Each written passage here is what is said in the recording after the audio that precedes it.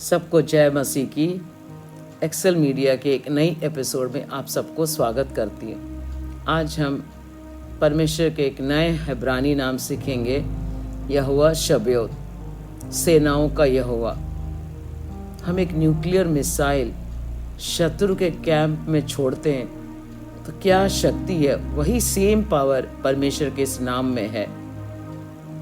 परमेश्वर का यह नाम उनका सामर्थ को केवल वर्णन कर रहा है, लेकिन जब हम ये नाम को लेते हैं, अदृश्य लोक में स्वर्गदूत सक्रिय हो जाते हैं और युद्ध के लिए तैयार होते हैं।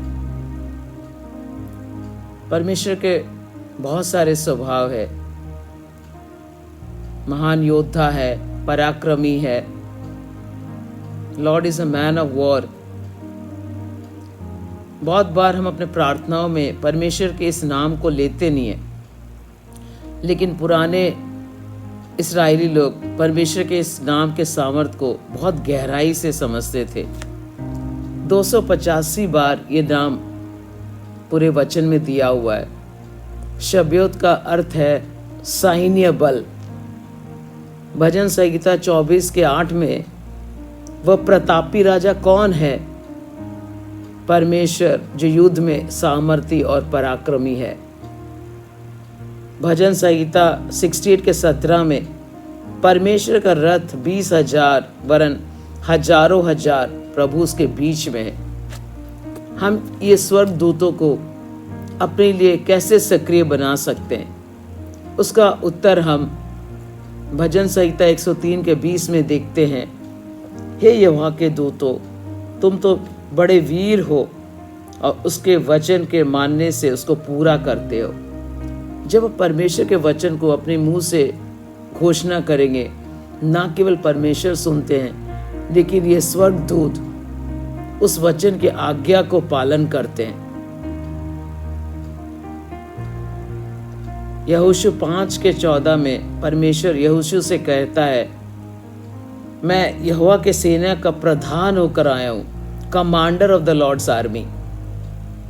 और 6:2 में परमेश्वर यीशु से कहता है, मैं यरीहो को तेरे वश में कर देता हूं।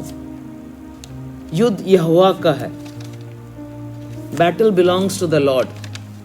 जब इस्राएली लोग 7वें दिन तुरही फूंक कर प्रभु की आराधना किए, सेनाओं का यहोवा शबयोत अपनी सारी सैन्य के साथ नीचे उतर आए और यरीहो की शहरपनाह ढा गया। उस दीवार का जो चौड़ाई इतनी थी कि 8 घोड़े एक साथ हॉर्स रेसिंग कर सकते हैं। वचन में सबसे पहले हम पहला शमूएल 1:11 में हन्ना को देखते हैं।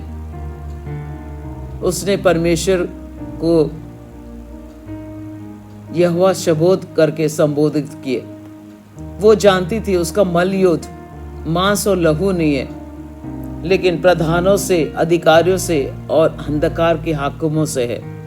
उसका होने वाला जो पुत्र है वो इस्राएल का न्यायाधीश और एक बड़ा याजक होगा, और उसको रोकने के लिए एक अदृश्य शक्ति है और उसके लिए एक डिवाइन इंटरवेंशन का जरूरत है। दूसरा अध्याय 6वां अध्याय में आराम का राजा घोड़े और रथों समेत एक भारी दल भेजकर एलिशा का नगर को घेर लिया। एलिशा का दास जब ये देखा तो भयभीत हुआ। तब एलिशा ने कहा, मत डरो, जो हमारे साथ है वो उससे अधिक है। और एलिशा ने प्रार्थना की तो देखा एलिशा के चारों ओर का पहाड़ अग्नि में रथों से और घोड़ों से भरा हुआ था। ये किसका सेना है? सेनाओं का यहोवा शबयोत का है। पहला शमूएल 17:45 में दाऊद गोलियत को देखकर कहता है, तुम तलवार, भाला और बर्दी लेकर मुझसे युद्ध के लिए आए हो, लेकिन मैं सेनाओं का यहोवा शबयोत के नाम से आया हूं। सौल और उसके सारे सैनिक उस फिलिस्ती से डरते थे, लेकिन दाऊद डरा नहीं, क्योंकि वो जानता था कौन है यहोवा शबयोत। यशायाह 37 अध्याय में हम देखते हैं प्राचीन काल के सबसे क्रूर सेना असूरियन आर्मी था। उनका जो कमांडर सेनहेरेब यहोवा परमेश्वर का निंदा किया और सारी इस्राएलियों को विनाश करने का धमकी दिया।